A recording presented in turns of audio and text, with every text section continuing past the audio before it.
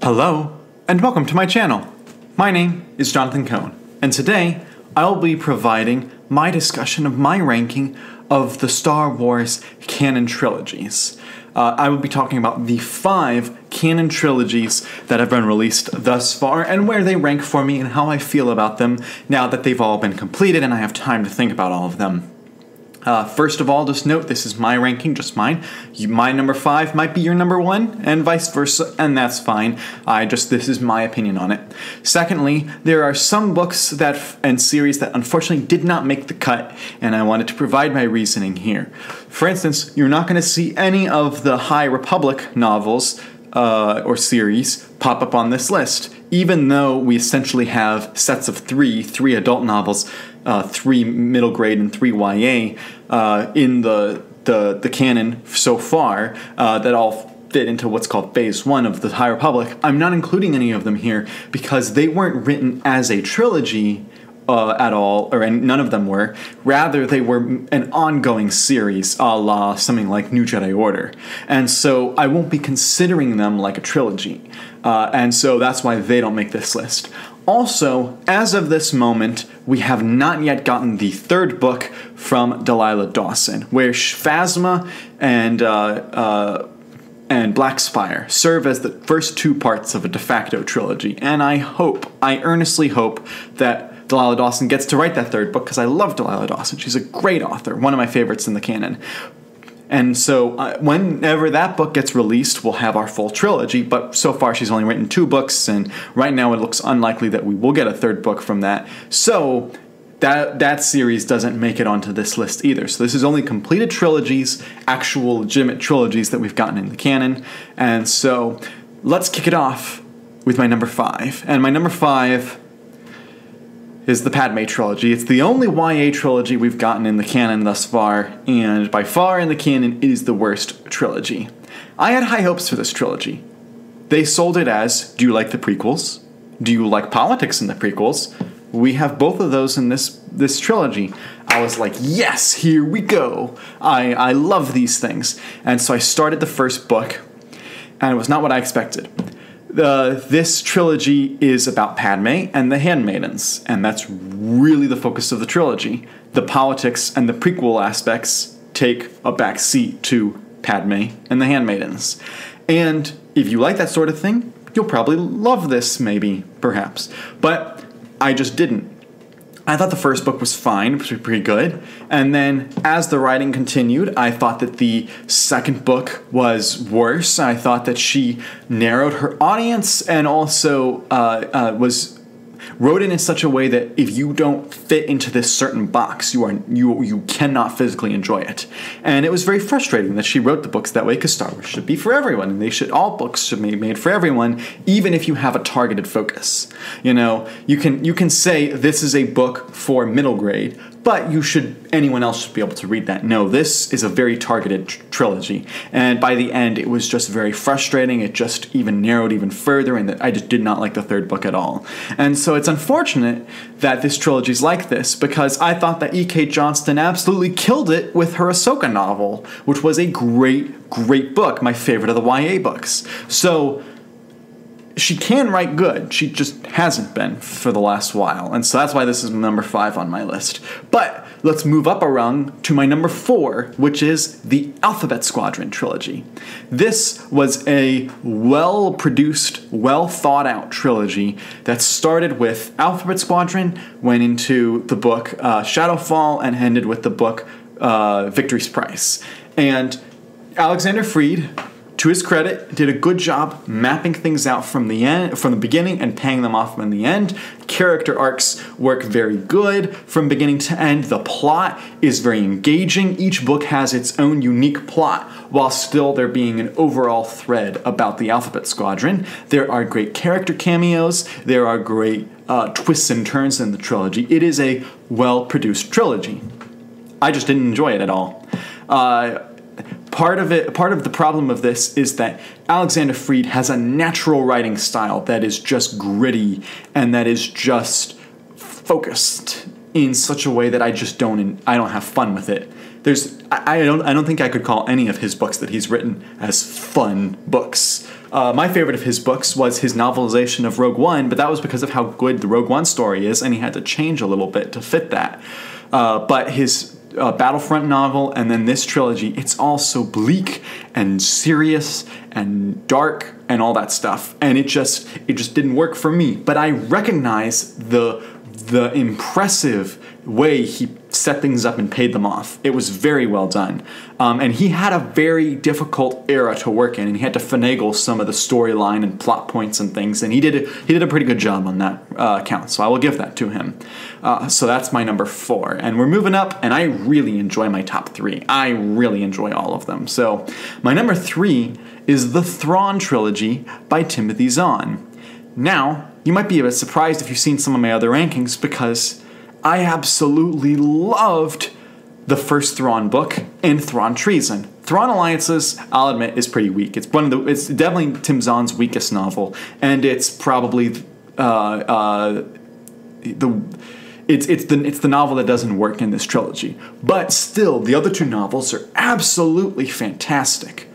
The reason why this is not further up on the list, beyond just the fact that Alliances is weak, is that this was not a well-produced trilogy.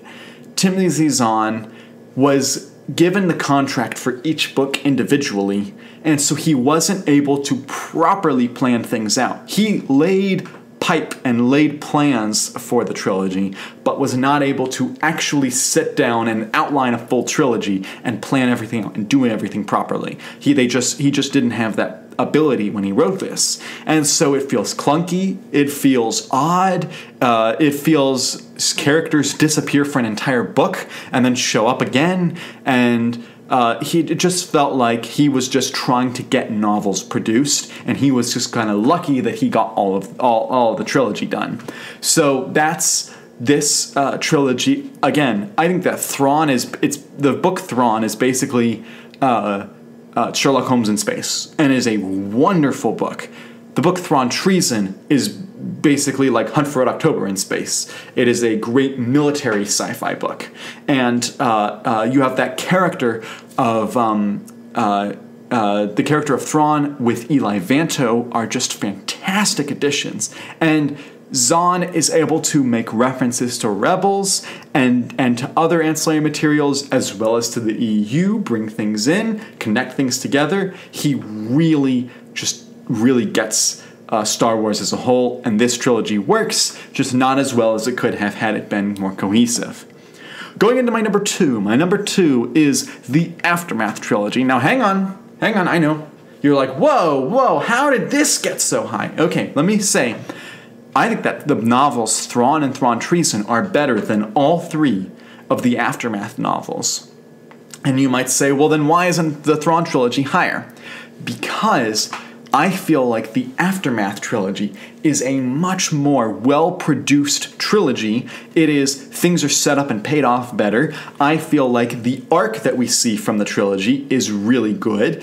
And also, I just had a blast. I had fun reading this trilogy. I know a lot of people didn't. And so, and I understand the gripes. I understand the concerns everyone had reading this trilogy. And I have a few concerns myself. But the first book is just a fun space adventure. You have a ragtag. It is a very very much a Chuck Wendig book. A ragtag team of people come together with a certain goal in mind. And then the second book, they're still together, and then they start kind of breaking apart. And in the third book, he puts them back together. And I just really enjoy the types of plots that he writes, the types of fun stories. I do not like his writing style at all, the way he chooses words, the way he writes characters sometimes I don't like, but his plots are just so much fun. I just have so much enjoyment from his stories. And he got more and more reins to the trilogy as he got more and more responsibility and ability to tell stories as the story grew. And so, the first book's really small, the second book's a little bit larger, third book's really big in scope. And so I absolutely loved reading this trilogy, despite having issues with some of the books, and despite that each individual book is not necessarily a favorite of mine. As a trilogy, it's very cohesive. But none of the books here and none of the trilogies here can compare to the trilogy that is number one, and that is the Thrawn Ascendancy trilogy. As I said in my reviews of the Thrawn Ascendancy books, these are not the books that Star Wars fans wanted. Nobody wanted them, nobody asked for them, no one was excited for them. But absolutely, these were the books that we needed. You know, Star Wars can have a problem of sameness in its universe, of telling the same stories over and over. That's what people complain about the films and some of the television right now. This trilogy breaks the mold. This trilogy tells an entirely original sci-fi trilogy. If you've read some of Tim Zahn's original science fiction works, like his mass market stuff from the 80s and 90s, you will totally see similarities to this trilogy. You know, it's so different. There's very few recognizable characters. Timothy Zahn is able to take his own world building, his own background and history, his own context, his own plots, and his own villains, and his own heroes, and everything's original. And he's able to tell a story that absolutely has no impact on what we've seen, and yet has entirely impact on everything we've seen. This whole trilogy is basically taking place in the Ascendancy, but it has incredible repercussions on the greater Star Wars galaxy at large. This is a trilogy that, unlike the Thrawn trilogy that he wrote, the Ascendancy trilogy was plotted out from the beginning. You can see the plan from the first book to the second book and to the third book. It's a massive trilogy. Each book got substantially larger, and the third book is a huge book to read. But he packed in everything. There's great character moments, there's great action scene moments. This is when his space battles really shine. This is when his world building really works best. And this is when Timothy Zahn just got to be Timothy Zahn and got to write original, great, epic sci-fi stories. And it felt the first time since he's come into the canon that he was unleashed and able to go on his own. You know, even in the EU, he really had that when he wrote the Thrawn Trilogy. And then as he went on, he got more and more hemmed in, and it seemed like every single book he was more tightly constricted on what he could write.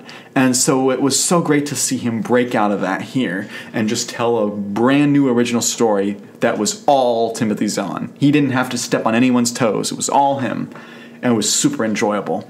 Now, it was hard to read. It really was, because it's an original sci-fi trilogy with almost all original characters except for Thrawn and Ar'alani. But it's worth it. Oh, is it worth it? So I highly enjoyed that. So that's my number one. So that's my ranking of my top 5. If you have a different ranking, which I'm sure most people do, because I know some of my choices were controversial, let me know your ranking down below. Let me know which trilogies you loved, which trilogies you hated, why I'm wrong about some of them. Let me know all that down in the comments section below. But until next time, I'm Jonathan, and thank you for watching.